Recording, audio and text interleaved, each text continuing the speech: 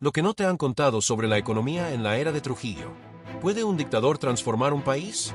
¿Es posible que el desarrollo económico florezca bajo un régimen autoritario? ¿Qué hizo Trujillo para pagar toda la deuda externa del país? ¿Cómo se modernizó una nación rural en apenas unas décadas?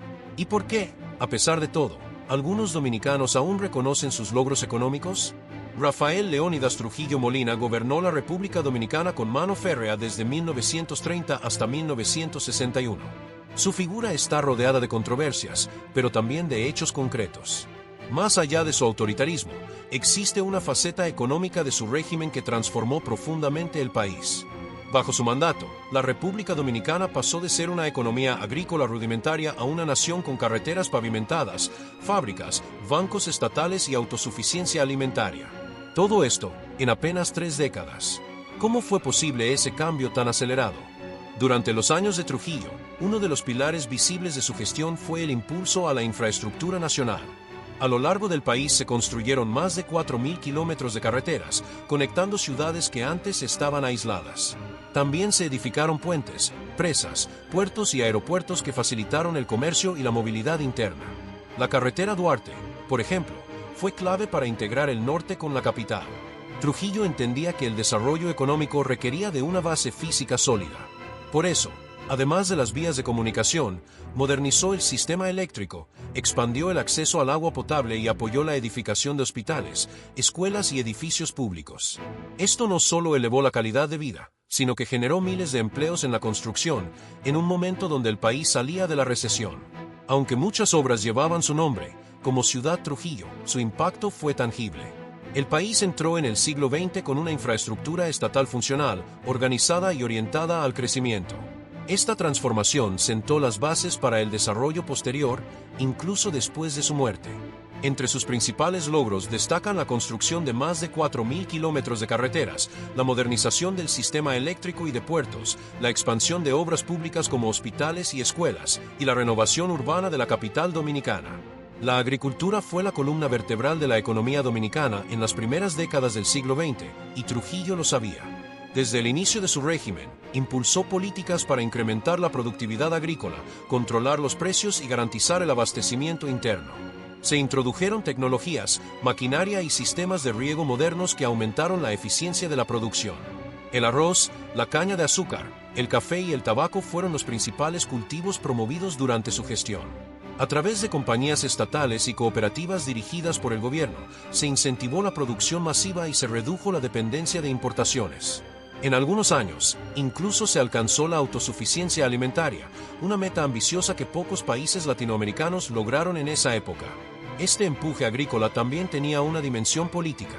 Al controlar el campo, Trujillo aseguraba el orden interno y la lealtad rural. Además, transformó a muchos campesinos en pequeños propietarios o trabajadores estatales, reforzando su poder mientras expandía la economía rural.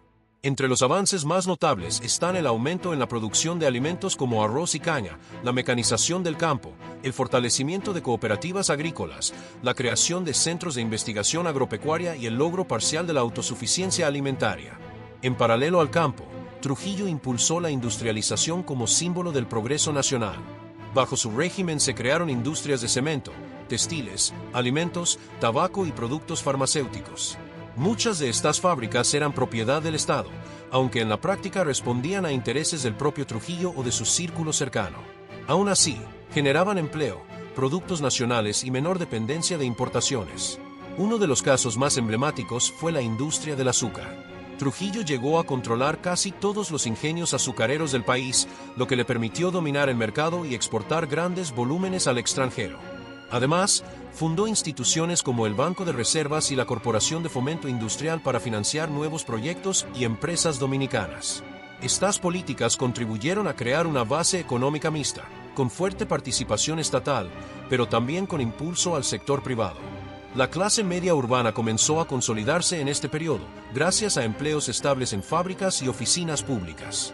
La industrialización, aunque centralizada, fue una herramienta eficaz de modernización. En este proceso se destacan la creación de industrias básicas como cementeras y textiles, la fundación del Banco de Reservas, la expansión de la industria azucarera, el apoyo estatal a nuevas empresas mediante financiamiento y la generación de empleo urbano sostenido. Uno de los logros económicos más admirados del régimen trujillista fue la cancelación total de la deuda externa. A inicios de los años 40, República Dominicana ya no debía un centavo al extranjero, lo cual fue motivo de orgullo nacional. Esto le permitió a Trujillo negociar desde una posición de fuerza con potencias como Estados Unidos y mantener una política económica más soberana. Durante su mandato, el peso dominicano se mantuvo estable y la inflación estuvo controlada. La creación de instituciones como el Banco Central en 1947 fortaleció la política monetaria. Se promovió el ahorro nacional, se incentivaron las inversiones locales y se aplicaron controles estrictos sobre el gasto público, todo con una lógica de disciplina financiera. Estos logros, aunque acompañados de un férreo control estatal, contribuyeron a que la economía dominicana gozara de una relativa estabilidad en una época de crisis global. Mientras otros países latinoamericanos se enfrentaban a hiperinflaciones o devaluaciones, la economía de Trujillo era vista desde fuera como sorprendentemente sólida. En este ámbito destacan el pago completo de la deuda externa, la creación del Banco Central, la estabilidad del peso dominicano, el control de la inflación y el fortalecimiento de las reservas internacionales mediante políticas de ahorro. Rafael Leónidas Trujillo dejó una huella profunda en la historia dominicana, tanto por sus métodos autoritarios como por su legado económico. Bajo su régimen se pavimentaron caminos, se construyeron fábricas, se modernizó el campo y se estabilizó la moneda. Fue un gobernante que entendió el poder de la economía como herramienta de control, pero también de transformación. Aunque buena parte de las riquezas creadas beneficiaron directamente a su familia y círculo de poder, es innegable que su modelo sentó las bases para la República Dominicana moderna. Muchas de las instituciones creadas en ese tiempo aún existen y gran parte de la infraestructura construida sigue en funcionamiento. Hoy, al mirar atrás, la figura de Trujillo sigue dividiendo opiniones. Pero cuando se trata de sus políticas económicas, incluso sus detractores deben reconocer que hubo una era de crecimiento, orden fiscal y desarrollo material. Un legado económico, tan real como controvertido.